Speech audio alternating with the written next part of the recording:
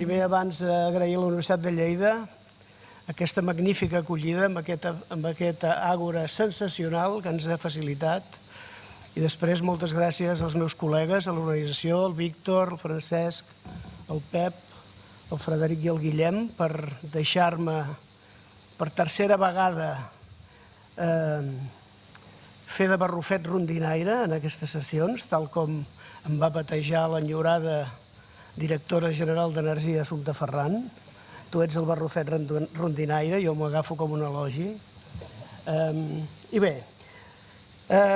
i gràcies als patrocinadors també, perquè sense patrocinadors, sense aquests patrocinadors tan amables, res d'això que tenim aquí podríem fer. A veure, jo faré, com l'any passat, un repàs d'on som en el tema del desplegament de les energies renovables a Catalunya. Els catalans busquem la perfecció desesperadament i amb la qüestió de la transició energètica també, perquè no només volem desfossilitzar, sinó que també, a més a més de desfossilitzar, volem desnuclearitzar. Desnuclearitzar. Electrificar amb fonts d'energia renovables, això ho fa tothom. Substituir el gas fòssil per biogàs. Però, a més, volem que aquesta generació sigui distribuïda i participada al màxim possible per la ciutadania. I, quelcom molt interessant també, assegurar la sobirania energètica. Això de la sobirania energètica no ens ho han inventat nosaltres.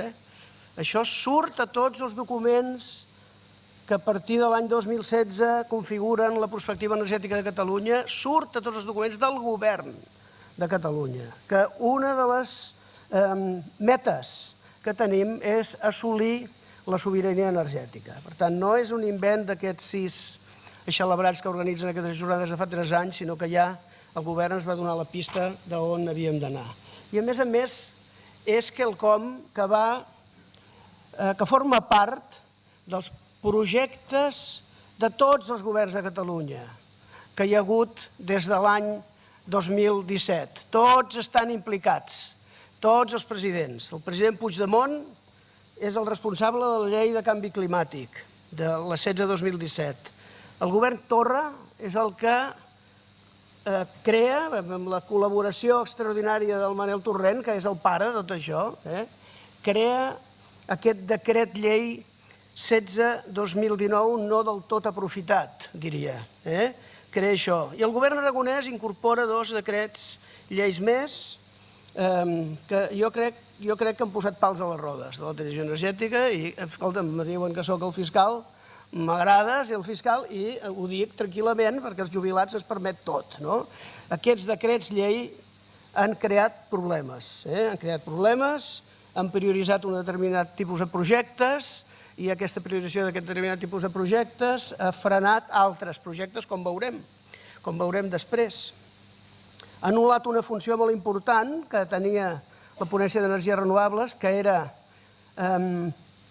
verificar la viabilitat dels emplaçaments prèviament, cosa que hagués donat més embranzida en els projectes i que ha suposat quelcom que també veurem, que hi ha un gran temps d'espera entre l'entrada d'un projecte i el començament pròpiament dit de la tramitació, que és la informació pública. Això ho veurem amb números, amb dades, que és tal com s'han de fer les coses.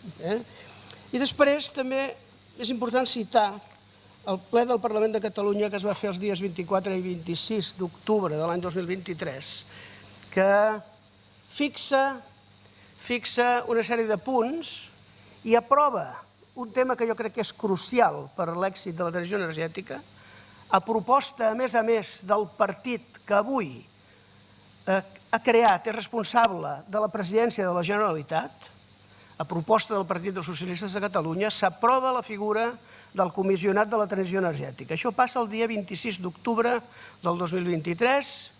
Esperem que en breu el govern Illa faci honor a aquesta proposta que va ser votada a favor per, naturalment, el Partit Socialista, Junts, En Comú Podem i la CUP.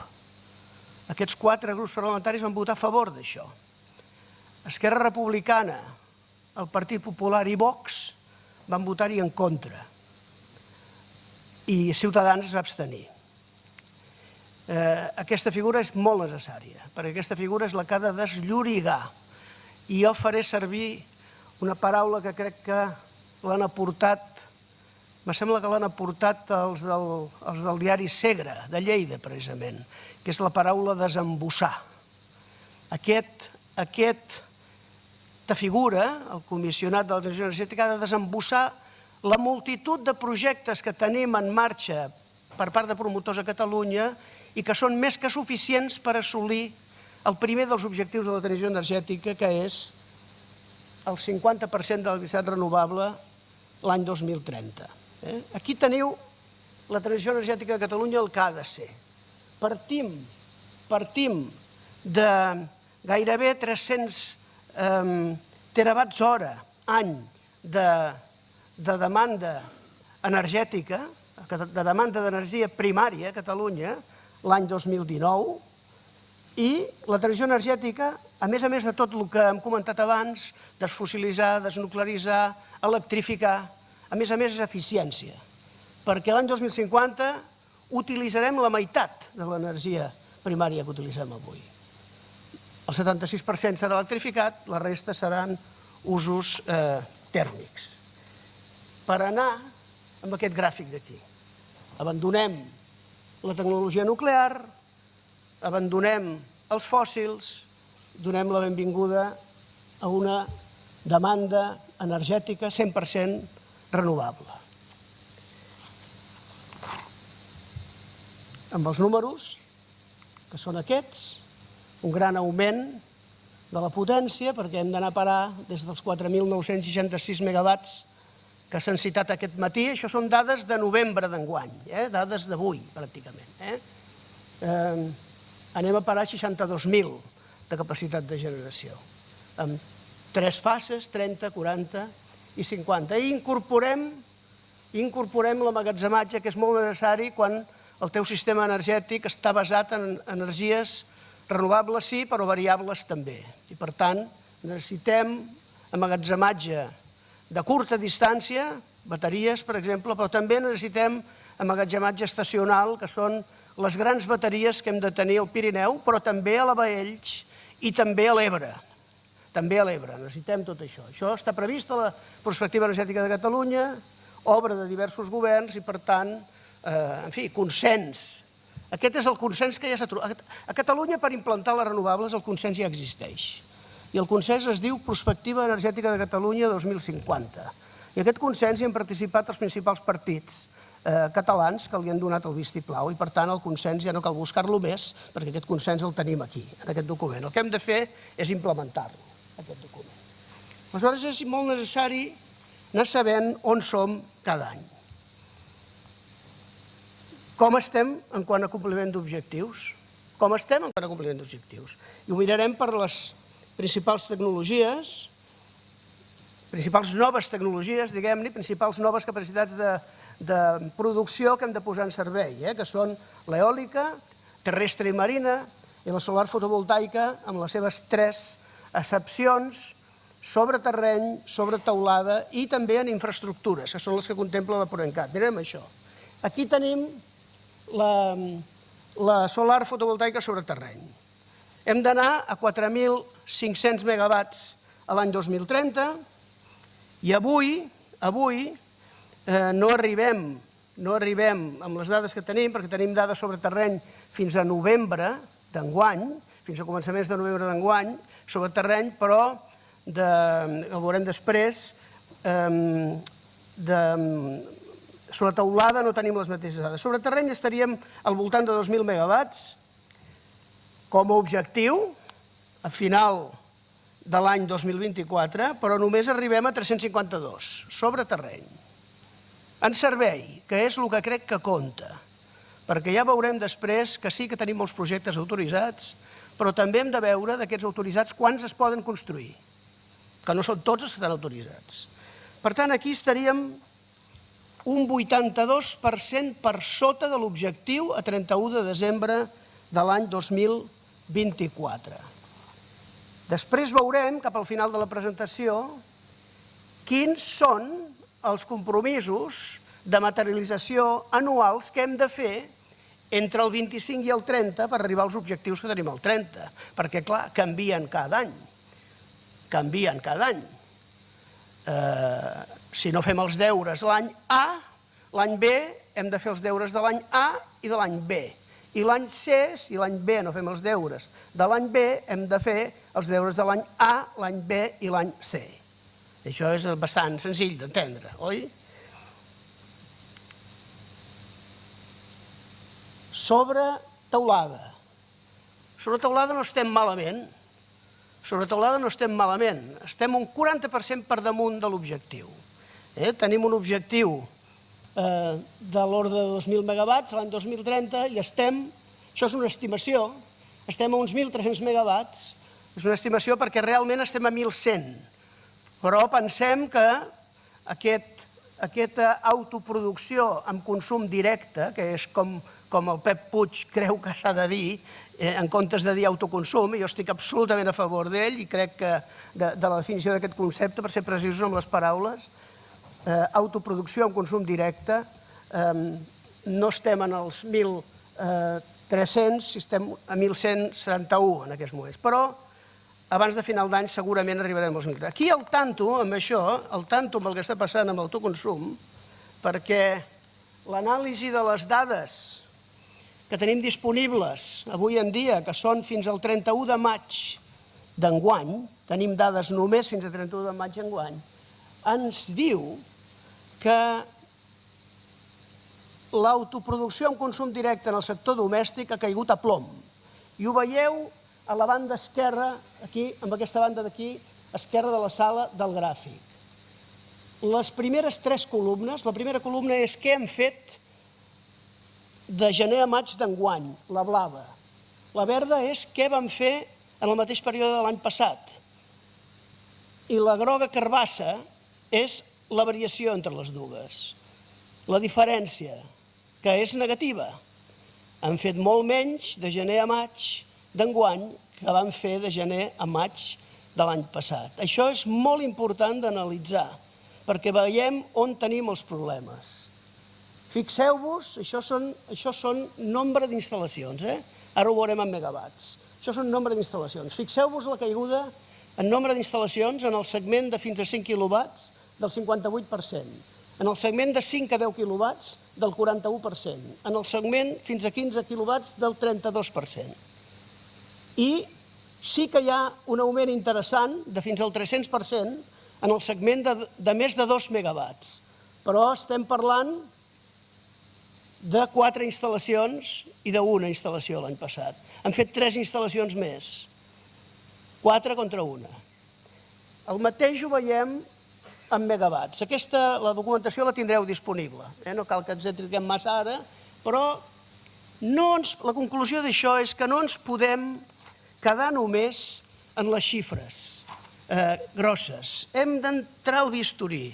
Hem d'entrar al bisturí per analitzar-ho bé, perquè allí detectem on tenim el problema. I el problema,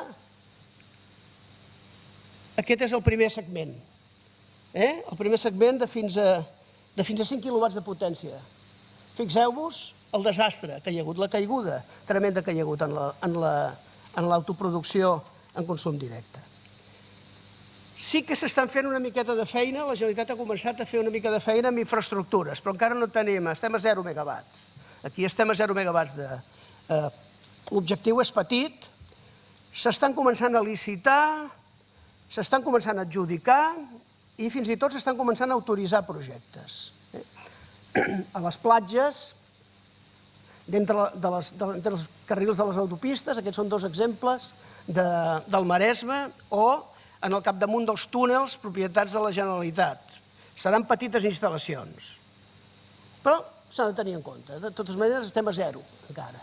En eòlica. En eòlica estem al 51% per sota de l'objectiu on havíem d'estar a finals de l'any 2024.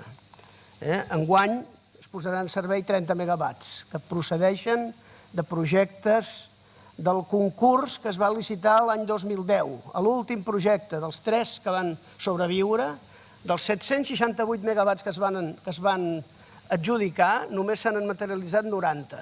Els 30 darrers són aquests que ha connectat Naturgy enguany a la Terra Alta, que són els que s'han posat en servei enguany. Estem a 1.400 megawatts, hauríem d'estar a 2.856 i hem d'arribar a 5.234. Amb eòlica marina estem a 0, però aquí no hi ha res a dir, perquè l'objectiu de la ProEncat són 1.000 megawatts l'any 2030.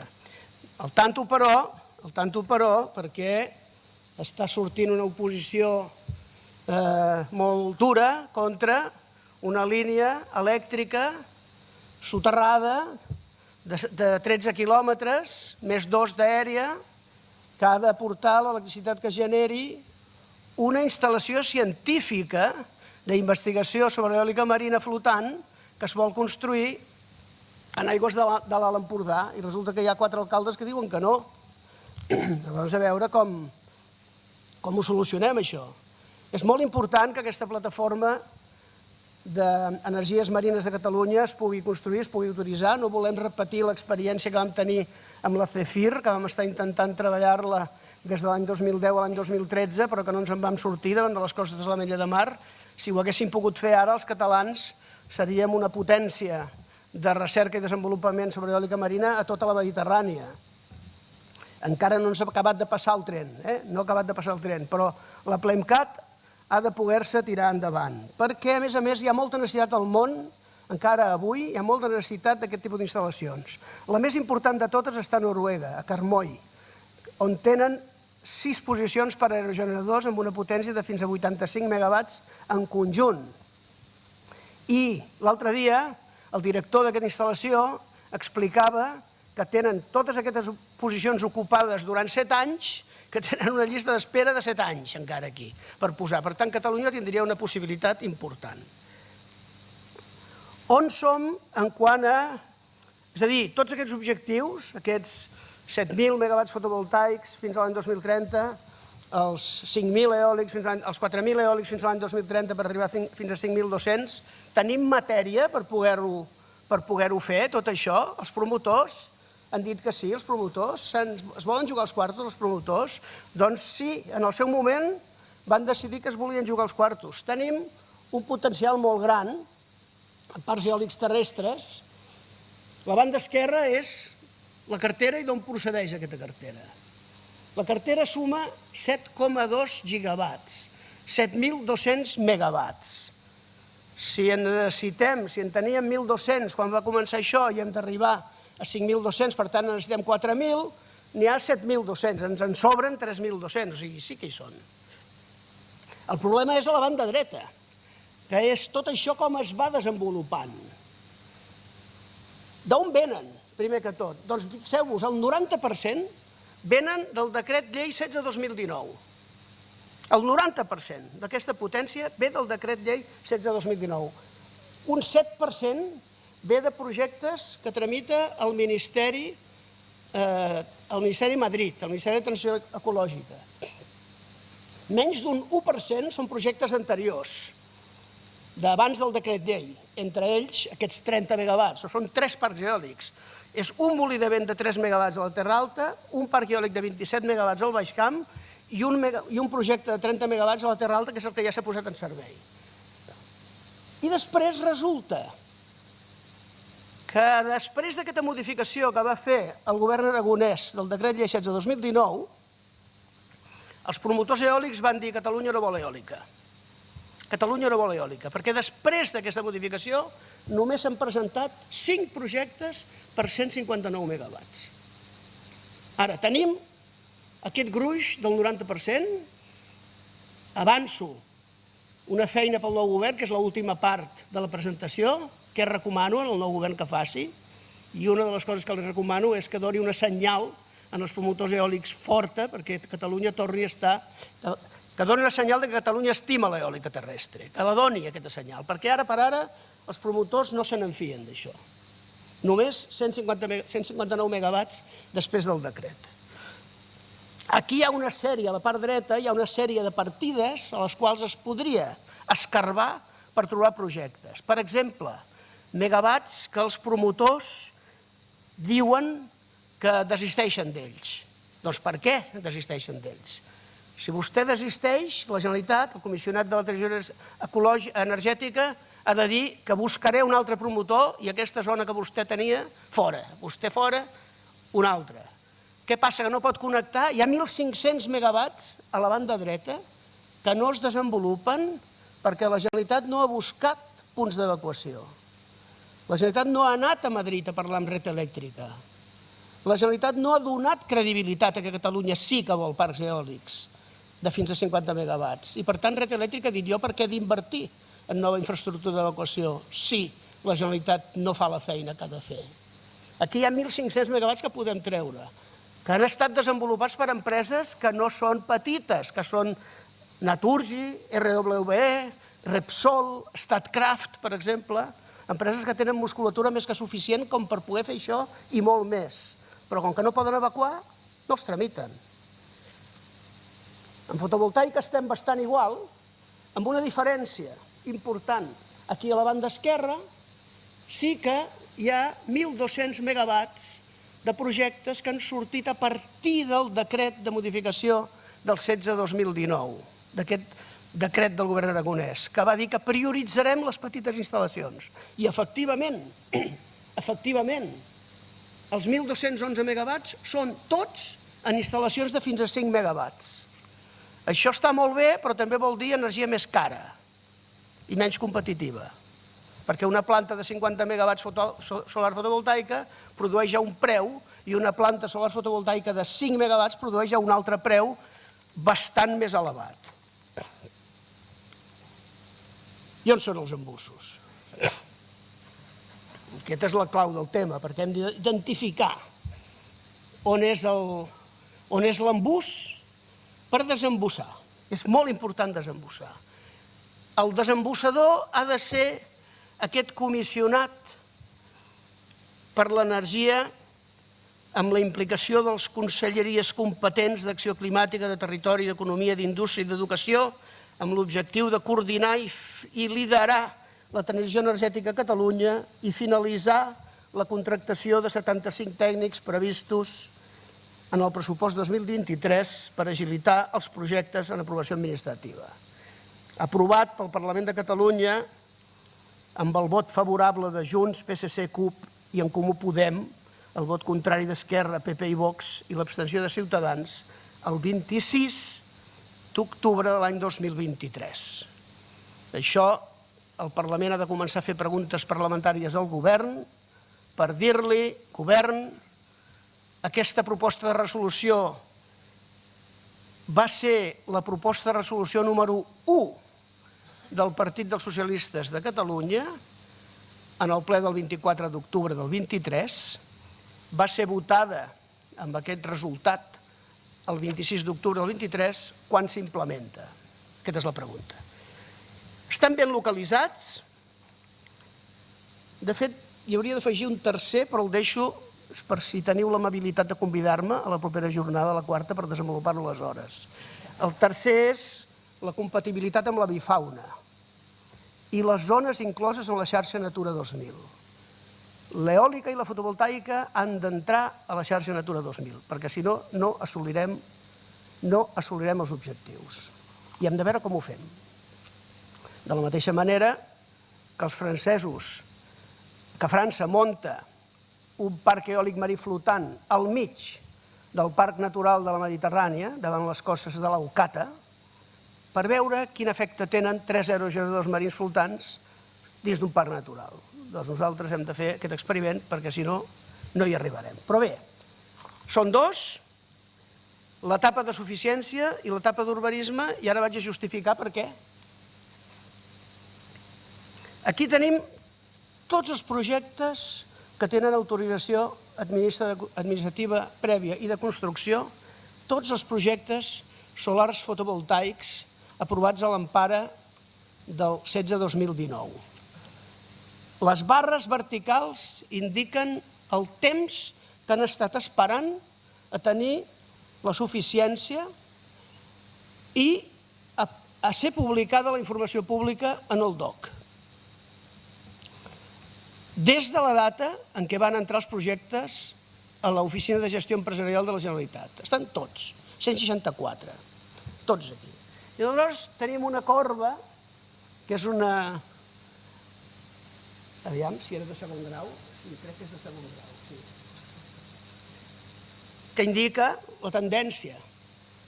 I em trobo que és una corba decreixent respecte a l'eficiència, aquesta corba. Com més temps passa, més dies triguem. No hauria de ser així. La corba d'aprenentatge és negativa, aquesta corba d'aprenentatge. És com la corba d'aprenentatge dels reactors nuclears. Quan més ne fem, més ens costen.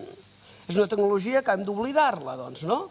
I aquí el que hem de fer és canviar-ho, però necessitem primer saber-ho, això, oi? Saber-ho. Aquí, a meitat dels projectes estàvem a 340 dies que trigava un promotor, entra un projecte i triga 340 dies a veure'l publicat en el DOC. Ara estem a quan? A gairebé 380.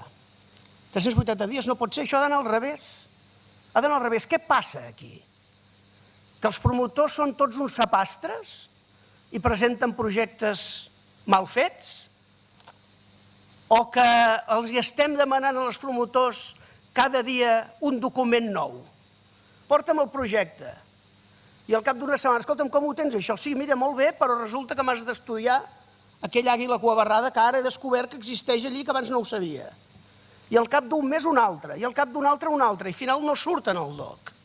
Sense també tenir en compte que també es va fer una modificació legislativa que feia que el promotor havia d'acreditar que havia fet una oferta de participació abans de sortir informació pública. I per què no després? Això ja són 3 o 4 mesos que estan inclosos aquí. I què passa després? Això és un any, per números rodons. I què passa després? Això és el que va des de la informació pública fins a la publicació en el DOC, fins a la resolució de l'autorització administrativa prèvia, també pels mateixos projectes. Una curva d'aprenentatge també negativa. Quan més projectes fem, més dies triguem. I ha de ser al revés, això. Oi? Per tant, ben identificats els dos. En el primer està clar quin és, el període de suficiència. En el segon hem d'averiguar quin és. Aquí tenim el resum de les dues. Per tant, els projectes solars fotovoltaics tiren a data d'avui, triguen 833 dies. Això són més de 2 anys, oi? Sí. Europa diu, amb una directiva ja aprovada, que en zones de desenvolupament prioritari han de trigar 1 any, com a molt. Aquest període ha de ser 1 any. I en zones que no són de desenvolupament prioritari, 2, com a màxim. Per tant, superem. A Catalunya superem. A on s'encalla això? A on s'encalla això? Doncs s'encalla a les comissions territorials d'urbanisme. És un fet. Aquí tenim 127 projectes de parcs solars fotovoltaics sobre terreny amb PAE aprovat definitivament. PAE és el projecte d'actuació específica en sòl no urbanitzable, que s'ha d'aprovar en un termini màxim de 30 dies, d'un mes, després que el projecte rebi l'autorització ambiental de la Ponència d'Energies Renovables. Sabeu quants? Bé, sí que ho sabeu perquè ho heu vist tot, ho sabeu. Només 15 dels 127 projectes compleixen aquest termini. Les ratlles vermelles, verticals, cada ratlla, entre elles està separada 30 dies, un mes. Només, veieu, els que no arriben a la primera ratlla són aquests 15. Però és que n'hi ha un que arriba... De què arriba? N'hi ha uns quants que superen àmpliament l'any, 30 i pico, superen àmpliament l'any, immobilitzats a les comissions territorials d'urbanisme. Però és més que això, és més greu que això. És més greu que això perquè hem identificat el 37% de la potència, és a dir, dels 1.800 megawatts que tenen autorització de construcció, resulta que el 37% no es poden construir perquè encara no tenen aprovat el projecte d'actuació específica en sòl no urbanitzable. És més que raonable la proposta de resolució del Partit dels Socialistes de Catalunya de crear un comissionat per a la transició energètica que desembussi tot això realment. Aquí tenim el problema. El problema el tenim a les comissions territorials d'urbanisme que no donen l'abast. O que posen pals a les rodes directament, que hi ha de tot. Això és un cas, entre molts, de tramitació. És una petita planta al Pallars Jussà, em sembla que deu fer 30 megawatts, petita planta. S'ha estat 721 dies, aquesta, s'ha estat 721 dies entre l'entrada del projecte i la informació pública. 224 dies fins que ha tingut la declaració d'impacte ambiental. I els 30 dies després de la declaració d'impacte ambiental estan marcats en groc aquí.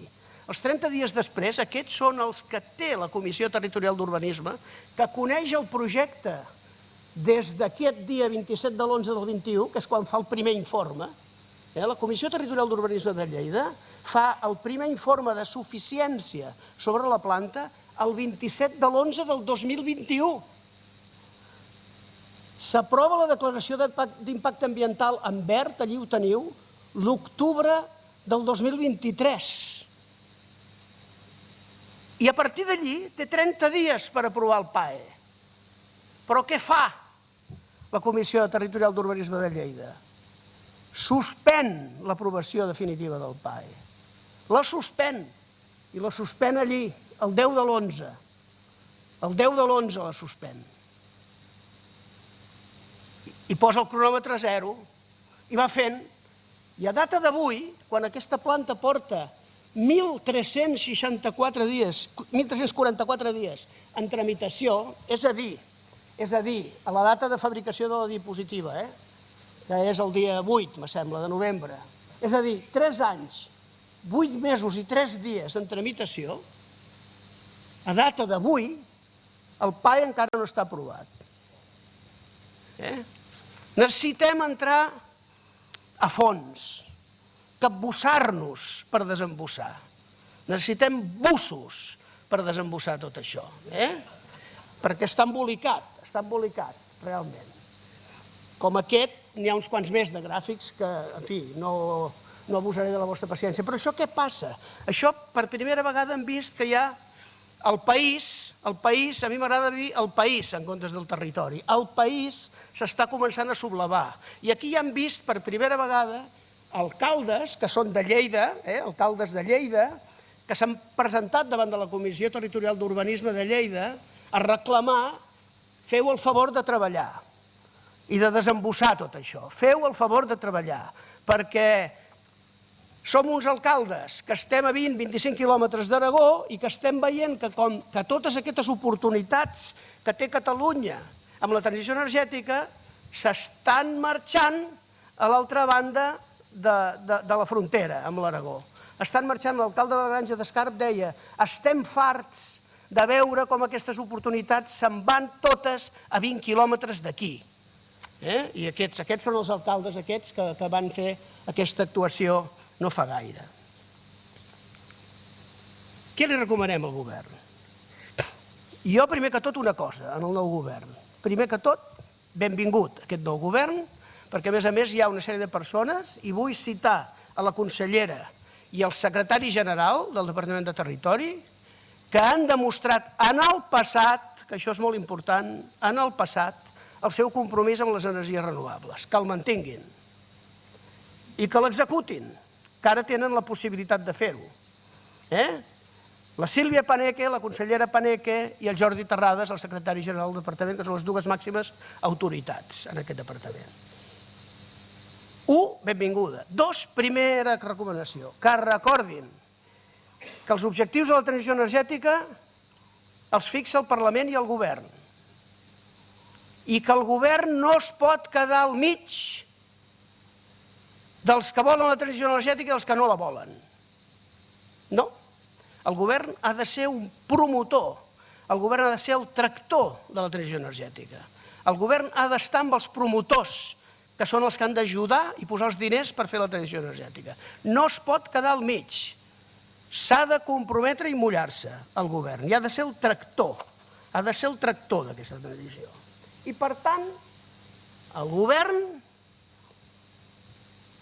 ha de combatre el NIMBY, li ha de trencar l'esquena al NIMBY, el govern. No pot contemplar-lo, ni tampoc subvencionar-lo. I si ho dic és perquè ho ha fet. Perquè s'acaba de publicar un document, que és aquest que teniu a la dreta, que està subvencionat, que ha estat subvencionat per al Departament d'Empresa i Treball de la Generalitat de Catalunya. Un document de 65 pàgines, sota la responsabilitat del conseller Torrent, que no té res a veure amb el Manuel Torrent, aquest és Roger Torrent. És el torrent dolent, aquí tenim el torrent bo. Aleshores, aquest ha subvencionat aquest projecte, i aquest projecte diu que els promotors ho fan tot molt malament, i que se'ls ha de frenar en aquests promotors, perquè a més només aporten el 3% dels seus beneficis en el territori, diu aquest document. I d'on treu aquesta dada el document? D'analitzar 4 parcs eòlics. A Catalunya n'hi ha 53. N'analitza 4 i diu que tots els promotors són dolents, que no paguen, que només el 3%.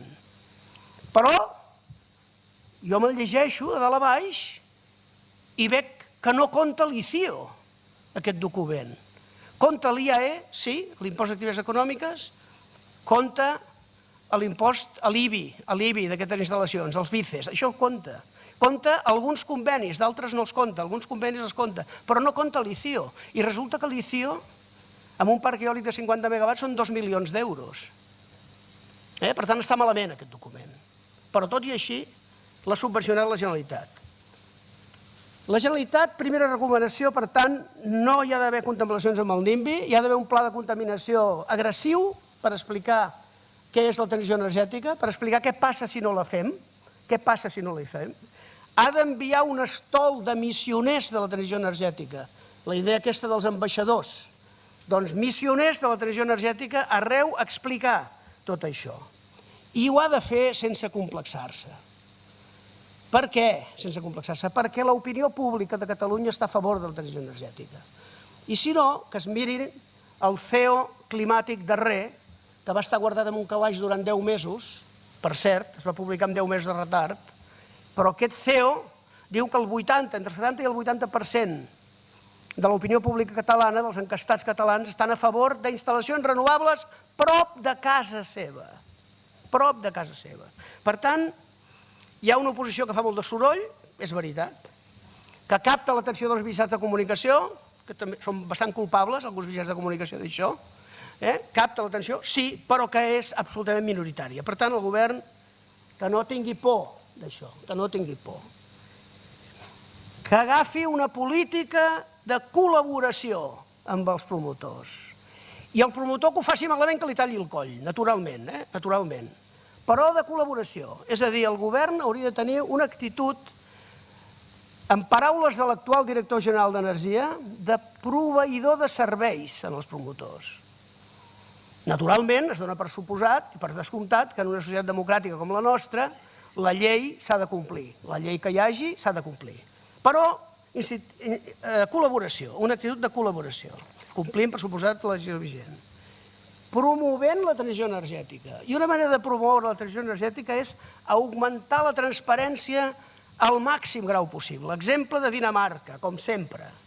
Exemple de Dinamarca. Cada projecte d'energies renovables a Dinamarca porta associat el nom del funcionari que el tramita, l'adreça electrònica del funcionari que el tramita i el telèfon directe del funcionari que el tramita.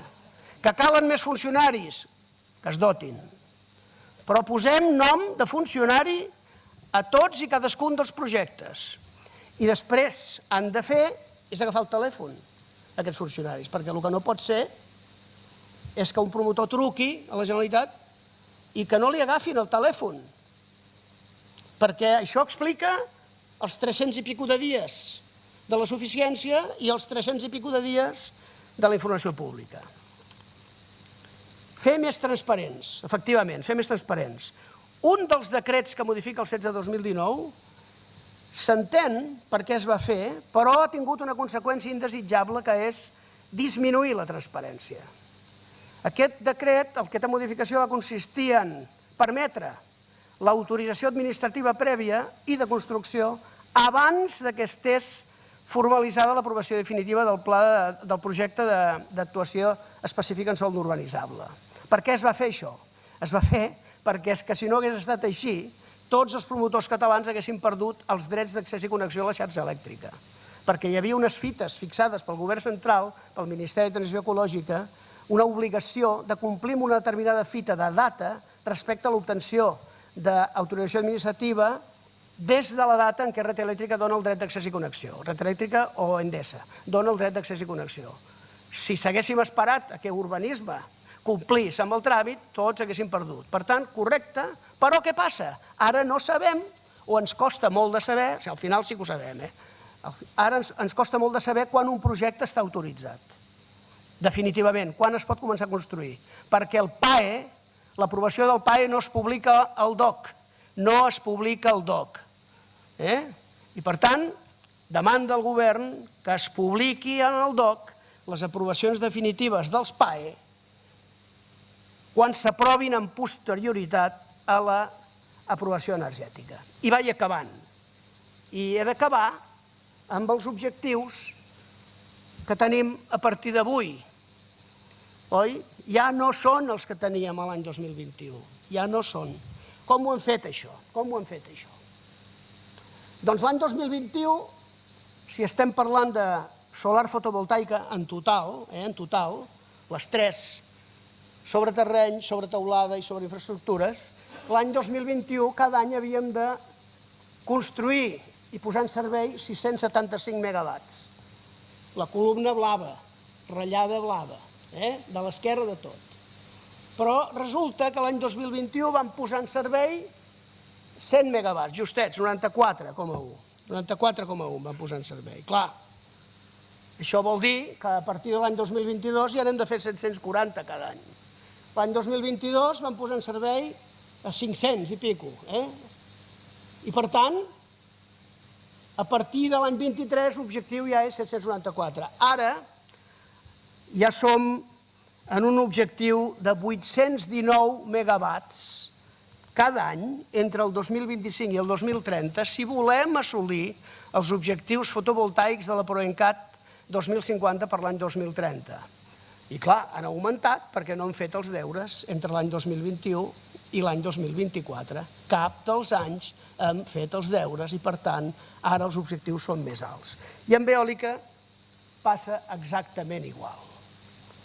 Cada any l'objectiu és més difícil d'assolir, perquè en els anys passats no hem fet els deures que havíem de fer. I, evidentment, quan es deixa un espai buit, hi ha algú que ve i s'hi posa. I aquest que ve i s'hi posa és una iniciativa privada de l'Aragó que diu: catalans, no feu els deures, no patiu, ja us portaré jo els electrons des dels parcs eòlics, naturalment, i solars fotovoltaics, que jo construiré en el meu país i on l'ocupació serà aragonesa. El ICIO, el BICE i l'IAE seran pels ajuntaments d'Aragó. Els lloguers de terreny seran pels propietaris de terrenys de l'Aragó i les línies elèctriques catalanes seran per vosaltres. I els quilowatts també, però me'ls haureu de pagar, naturalment. I el preu que fixarà el meu mercat, no el preu que podríeu fixar vosaltres. Moltes gràcies per l'atenció i fins una altra.